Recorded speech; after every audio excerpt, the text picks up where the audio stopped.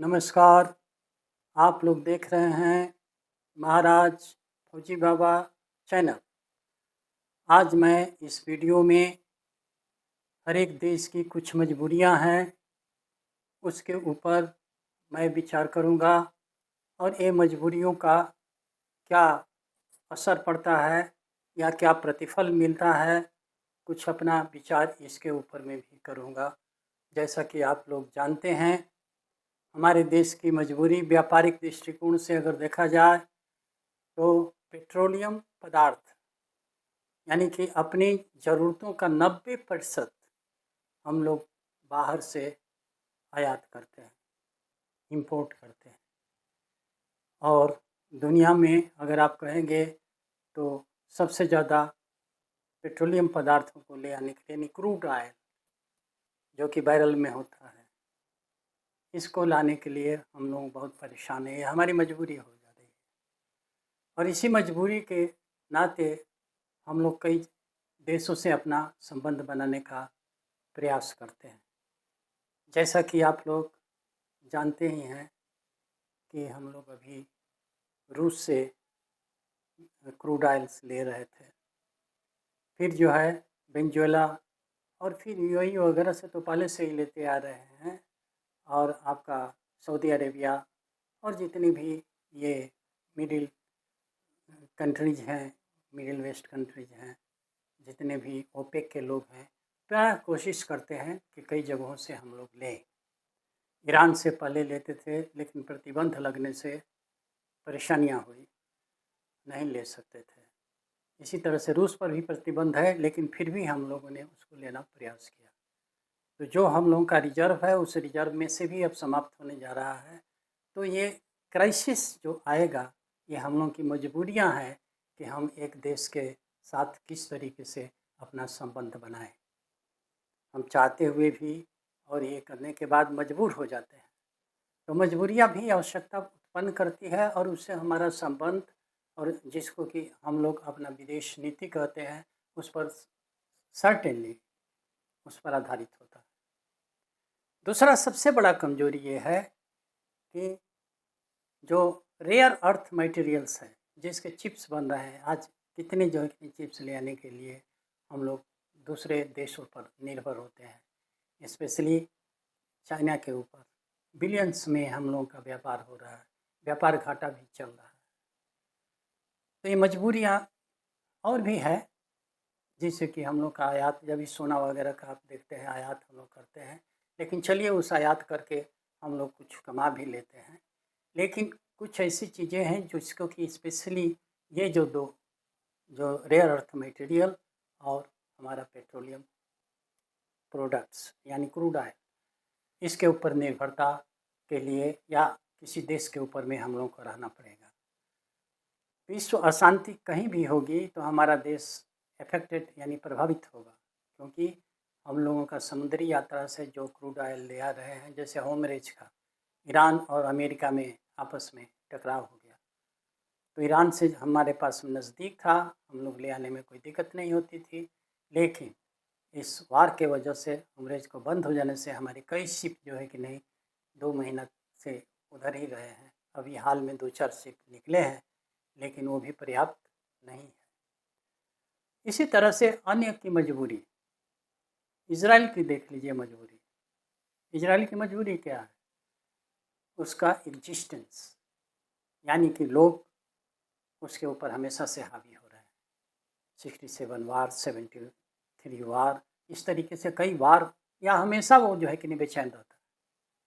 अभी 2 साल से लगभग हमास के साथ में चल रहा है। तो इस मजबूरियों के लिए उससे लड़ना पड़ रहा है और इस मजबूरी के अंदर में आंतरिक अशांति होती है और बाह्य अशांति तो होती ही है। लोगों का मरना मारना इत्यादि सब कुछ होता है। इजराइल का सबसे बड़ा, ईरान का कहना है कि हम इजराइल को नक्शे से हटा देंगे, इसलिए वो हिजबुल्लाह, हमास और हुती इत्यादि संगठनों से इजराइल को परेशान करके रखा हुआ है। तो उसकी भी मजबूरी हो जा रही है एग्जिस्टेंस के लिए कि किस तरीके से हम ये करें। तो मजबूरी का अपना अलग अलग तरीका, अलग अलग ये है, आवश्यकताएं जो है कि नहीं हमको मजबूर कर देती हैं। उसी का जब हम फंस जाते हैं तब हम मजबूर हो जाते हैं। जिस तरह से यूक्रेन की मजबूरी, रूस की मजबूरी ये है कि यूक्रेन जो है नाटो देश में शामिल ना हो। इसको लेकर के ही इस लड़ाई हुई। क्रीमिया को लेकर के कि हम इस साइड से थोड़ा समुंदर से रहेंगे तो क्रीमिया के ऊपर में रूस ने हावी किया।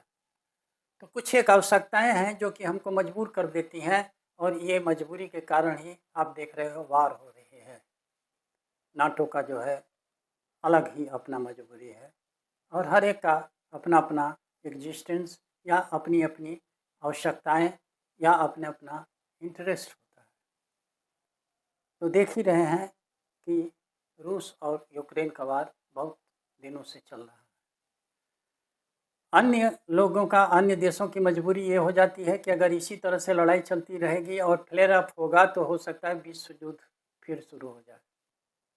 ये मजबूरियों का ही एक कारण है, और इस मजबूरी के अंदर में सब लोग अपने एग्जिस्टेंस के ऊपर या अपनी जो दुश्मनी है उसको लेने के लिए एक दूसरे पर हावी हो जाएंगे, एक दूसरे पर लड़ते रहेंगे। ये हर एक चीज़ें जो है हम लोगों को मजबूर कर देती है। अब आइए चाइना का विस्तारवादी नीति है। अब वो नीति तो ठीक रही पहले, लेकिन अब वो मजबूर हो गया कि किस तरीके से हम जो कुछ भी विस्तार किए हैं उसको रखे रहें अपने कंट्रोल में, अपने ये जैसे तिब्बत का ले लीजिए। और यही तिब्बत एक दिन चीन के लिए बहुत बुरा असर डालेगा और उसकी मजबूरी हो जाएगी चीन को बचाने, ये तिब्बत को बचाने के लिए। जैसे कि अभी हम लोगों का कई स्थान यानी कि कई ज़मीन हड़पा हुआ है। आकाशाई चीन है, अरुणाचल के बहुत सी जगहों को नामाकरण भी कर दिया है और ये सब चीज़ें कर रहा है। तो जो लोगों ने ऑक्युपाई किया है उसके संरक्षण के लिए उनकी मजबूरी बनेगी, एक न एक दिन, आज बने चाहे कल बने, वो मजबूर हो जाएंगे उसको संरक्षण करने के लिए। और हो सकता है कि वार भी छिड़ जाए आपसे। तो दूसरा जो है कि नहीं, मजबूर हम एक दूसरे को करते रहते हैं अपनी अपनी आवश्यकताओं की पूर्ति करने के लिए। और कभी कभी हम मजबूर हो करके न चाहते हुए भी किसी चीज़ को करना पड़ता है।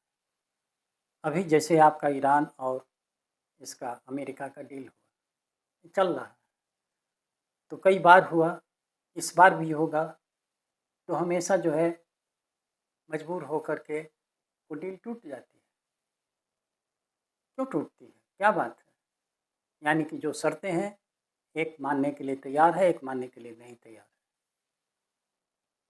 अब इसमें हमेशा ध्यान रखना चाहिए कि उनकी समस्याओं को देखा जाए। जैसे जब ये डील हो रहा है तो ईरान और अमेरिका में हो रहा है। अमेरिका की मजबूरी है कि वो अपना डॉलर को बचा के रखे और अपना जो है वर्चस्व पूरे विश्व के ऊपर बना करके रखे। इसीलिए हर जगह पर जहाँ न तहाँ उसका सैनिक अड्डा है। जितने भी मिडिल ईस्ट कंट्रीज़ हैं, हर एक में वो अपना अड्डा रखा, जिसके ऊपर ईरान ने हमला कर दिया मिसाइल से। इसी तरह से यूएई का है, मजबूरी था ओपेक में बनना, ओपेक से वो हट गया और अब इजराइल और भारत की तरफ उसका झुकाव आ रहा है डिफेंस पैक को लेकर के और बहुत सी चीज़ें। तो इस तरह से अगर हम सब चारों तरफ देखेंगे तो मजबूरियां हम लोगों को परेशान कर देती है और मजबूरी का फ़ायदा लोग उठाने का प्रयास करते हैं। तो ऐसा हम करें कि जो हमारी चीज़ें हमको मजबूर करेगी उसके ऊपर हम ध्यान दें, उसको ध्यान दे करके ही आगे की तरफ बढ़ें। इसी तरह से अगर आप लेंगे नॉर्थ कोरिया का ले लीजिए, उसकी मजबूरी ही कहा जाएगा कि वो जो है कि नहीं अपना तानाशाह साहब बने रहेंगे और वो जो कहेंगे वो करेंगे। जिसको जान मार देना है मरवा देंगे, जिसको हटाना है हटा देंगे। तो ये क्या मजबूर करता है? मजबूर करता है कि वो सत्ता में बने रहें, उनकी ये आवश्यकता है, हमेशा सत्ता में बने रहें। इसी तरह से ट्रम्प साहब की मजबूरी क्या है? उनकी मजबूरी, उनकी इच्छाएँ हैं, उनकी जो आवश्यकताएँ हैं, उनकी जो चाह है कि मैं जो है विश्व का सबसे बड़ा शक्तिशाली आदमी हूँ और जो मैं कहूँ वही हो। लेकिन अब पहले की बात नहीं रही, अब वर्तमान समय में ग्लोबलाइजेशंस हो रहा है और जो है उसका बँटवारा, यानी ये कह सकते हैं जैसे डॉलर का वर्चस्व था, विश्व की मजबूरी थी, अब लोग उसकी सोच रहे हैं कि उसका अल्टरनेटिव क्या हो।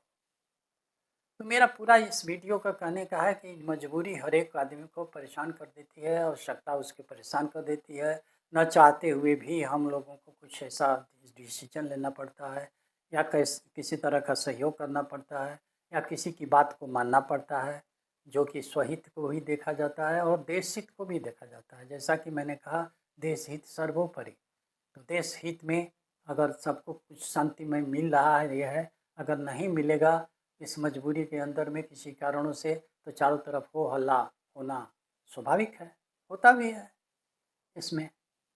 तो इसी तरह से जितने भी हम लोग देख रहे हैं, विस्तारवादी नीति से चाइना के सब परेशान हैं और उनकी मजबूरी है चाइना का सामना करना। जैसे आप लोग देख रहे हैं, फिलीपींस है, वियतनाम है, साउथ कोरिया है, जापान है और जितनी ये कंट्रीज़ हैं उसमें तवांग, चाइना का सबसे बड़ा मजबूरी कह लीजिए या कुछ कि उसको तवांग को अपने में मिलाना है। तो तवांग का मिलाना है तो तवांग की अपनी मजबूरी हो जाती है, उसको मजबूर कर रहा है चाइना अपने में आपस में मिलाने के लिए। और उसका कहना है कि ओरिजिनल चाइना हम हैं, ये लोग जो है ज़बरदस्ती काबिज हुए हैं। तो इस तरीके की जो समस्याएं आ रही हैं, एक दूसरे को मजबूर कर देती हैं। कैसे मजबूरी? जैसे मान लीजिए कि चाइना है 27 तक बोला था कि हम तवांग को अपने में शामिल कर लेंगे, तो उसका उद्देश्य उसको मजबूर कर देगा ये सब करने के लिए, ये आक्रमण करने के लिए या दबाव डाल करके किसी न किसी रूप में उसको आपस में शामिल करने के लिए। इसी तरह से हमारे पड़ोसी हैं, हमारे पड़ोसी हम लोगों को मजबूर कर देते हैं। तो किस तरीके से उसको निवारण किया जाए, किस तरह से उसका समाधान निकाला जाए, तो दो जानते हैं, दो तरीके हैं, नकारात्मक और सकारात्मक। नकारात्मक में होता है कि दंड भेद इत्यादि, सकारात्मक में होता है कि हम लोग उसकी मदद करें, साम दाम, इसी में है सब कुछ, साम दाम दंड भेद में ही सब कुछ है क्रियान्वयन के लिए और मजबूरी का फ़ायदा उठाने के लिए। तो नकारात्मक और सकारात्मक सब दोनों मिला करके ही साम दाम दंड भेद बना है। इसमें मैं बहुत ज़्यादा इसलिए नहीं जाना चाहता हूँ कि हर एक देश की अपनी अपनी मजबूरियाँ हैं और उस देश को अपना ख्याल रखना चाहिए और दूसरा देश उसका मजबूरी का फ़ायदा उठाना चाहता है कि उसका सहायता करना चाहता है, यानी कि सकारात्मक कदम से उसकी मजबूरी दूर करना चाहता है या उसकी मजबूरी का फ़ायदा उठाना चाहता है या नकारात्मक रूप में उसका फ़ायदा उठाना चाहता है। जैसा कि ईरान को लगा कि जिस तरह से वेनेजुएला में अमेरिका उसके तेल के ऊपर में ध्यान दिया हुआ है, उसी तरह से रिजीम चेंज करके उस तेल के ऊपर कब्जा करना चाहता था ईरान का। लेकिन ईरान सचेत था और बहुत सालों से अपना तैयारी कर रहा था, इसलिए अमेरिका के सामने झुका नहीं। तो अमेरिका का मजबूर हुआ और बातचीत करने के लिए आग्रह किया और तरह तरह के उसके ऊपर में अपना अपना बयान आ रहे हैं। लोगों का अपना कहना है कि हमारा जो लक्ष्य था पूरा कर लिया, ये कर लिया, वो कर लिया, लेकिन जो देखा जा रहा है कि अभी भी शांति की कोई उम्मीद नहीं की जा सकती। चाहे डील हो जाए, चाहे आपस में मेल मिलाप हो जाए, चाहे कुछ हो जाए, शांति का अभी तक नज़दीक नहीं है, दूर दूर का ही हम लोग सोच रहे हैं कि शांति होगी कि नहीं होगी। इस पर पूर्ण रूप से सभी लोग विचार करें और सब मजबूरियों के बारे में सोचें। हर एक का अपना मजबूरी होता है, हम लोगों का भी इंडिविजुअल कुछ मजबूरियाँ होती हैं, उसी तरह से छोटे लेवल पर हम लोगों का है और बड़े लेवल पर देश का है, इसी तरह से बड़े लेवल पर विश्व का है। लेकिन हम सब मजबूर हैं आज के वर्तमान समय में और इसी को किसी तरह से मजबूरियों को दूर किया जाए, जो समस्या पैदा करती है उस समस्या का समाधान क्या हो, जिससे कि विश्व शांति हो, इस पर ये हो। यहीं पर मैं अपनी वीडियो समाप्त करता हूँ। आप सभी लोगों से आग्रह है कि भगवान सबको सुबुद्धि दे, ताकि हम लोग सही रास्ते पर चलें, सही कदम उठाएं और विश्व का शांतिमय हो, कल्याण हो। जय हो, जय हो, जय।